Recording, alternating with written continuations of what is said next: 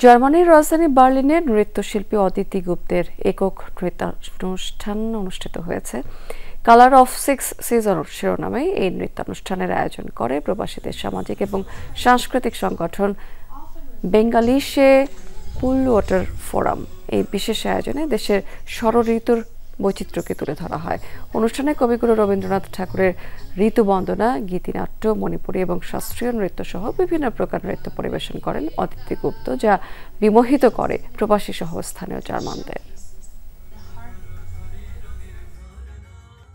আমি জানি না সবার কেমন লেগেছে, কিন্তু সবাই যে আমাকে এতটা ভালোবেসেছে, ভালোবাসা পেয়েছি, সেটা আমার জন্য বিশাল ব্যাপার। আমি আশা করি যে জার্মানিতে আরো এরকম অনুষ্ঠান হোক আর আমরা উপভোগ করতে পারি এমন দারুণ সব অনুষ্ঠান। এখানে প্রচুর আমাদের জার্মান বন্ধু বান্ধবরা তারা খুবই অনুপ্রাণিত হয়েছে এবং দেখে মুগ্ধ হয়েছে আজকের এই অদিতির 6 ঋতুকে প্রদর্শন করা গান এবং নাচের মাধ্যমে।